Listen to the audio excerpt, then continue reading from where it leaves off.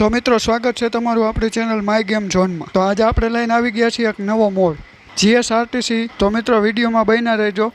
આ મોડને કેવી રીતે ડાઉનલોડ કરવો એ બધું કહીશ તમને। તો આમાં 1 નંબરને પ્રેસ કરશો એટલે આગળનું બોનેટ અને ડ્રાઈવરનો દરવાજો ખુલશે। 2 નંબરથી આગળ એલઈડી આવશે બહાર।